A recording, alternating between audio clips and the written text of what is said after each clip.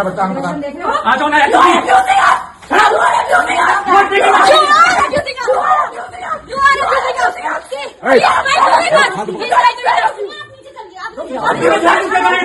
तो ये video social media पर बहुत तेजी से सर्कुलेट हो रहा है, जहां पर इस वीडियो में मालवीय नगर साउथ दिल्ली का एक झगड़ा दिख रहा है, जहां पर कुछ लोग बहस कर रहे हैं और बीच में पुलिस भी नजर आ रही है। इस वीडियो की वजह से लोगों का ध्यान इस पूरे मामले की तरफ आकर्षित हुआ। दरअसल पूरा मामला क्या है कि मालवीय नगर में 3 लड़कियां एक रेंटेड फ्लैट में रहती हैं, 2 अरुणाचल प्रदेश से और 1 मणिपुर से। अब तीनों दिल्ली में पढ़ाई कर रही हैं और काम कर रही हैं और वहीं उनका रहने का घर है। अब 19-20 फरवरी की शाम लगभग 3:30-4 बजे के करीब उन्होंने अपने 4th फ्लोर वाले फ्लैट में एसी रिपेयर या इंस्टॉलेशन के लिए इलेक्ट्रिशियन को बुलाया। अब यहां तक तो सब ठीक था। अब जब ड्रिलिंग का काम उनका शुरू हुआ तो थोड़ी मिट्टी जो है वो और जो छोटे पार्टिकल्स जो होते हैं वो नीचे वाले फ्लोर पर गिर गए। अब इसी बात पर जो नीचे रहने वाले कपल हैं उन्होंने इस बात पर ऑब्जेक्शन उठाया। अब यहां पर बात नहीं रुकी, लेकिन इससे आगे बात बढ़ी, जहां पर पहले इलेक्ट्रिशियन से उनके कपल नीचे रहने वाले कपल की बहस हुई और फिर सीधा लड़कियों से बहस हुई। धीरे धीरे आवाज तेज होने लगी और आर्ग्यूमेंट बढ़ता गया और इसी बहस के दौरान लड़कियों का आरोप है कि उनके खिलाफ ऐसे शब्द बोले गए जो उनकी नॉर्थ ईस्ट आइडेंटिटी को टारगेट करते थे।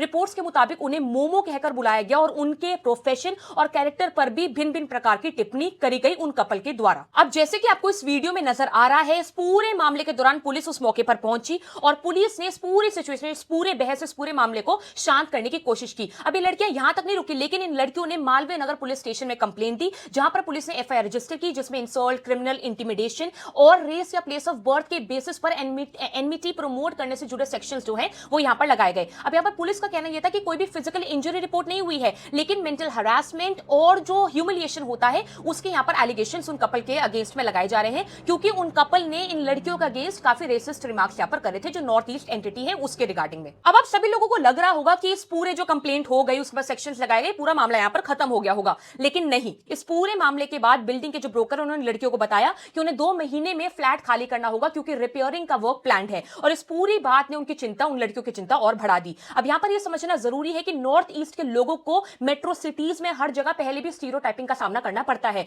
और इस पूरे बैकग्राउंड की वजह से जब ऐसे वर्ड्स उनके खिलाफ यूज होते हैं, इस्तेमाल होते हैं, तो उसका इंपैक्ट और गहरा हो जाता है, जो शायद किसी और कॉन्टेक्स्ट में सिर्फ गुस्सा लगता, यहां पर डिस्क्रिमिनेशन जैसा उन लड़कियों को महसूस हुआ। और यहां पर अगर उनकी जगह कोई और नॉर्थ ईस्ट के या अरुणाचल प्रदेश या मणिपुर के वहां पर लड़के या लड़कियां रहते होते तो उनके खिलाफ भी यही रेसिस्ट रिमार्क्स पास करे जाते और उनको भी ऐसा महसूस होता। आपके क्या विचार हैं इस पूरी घटना पर, इस पूरे मामले पर? कृपया हमें कमेंट सेक्शन में लिख करके जरूर बताएं।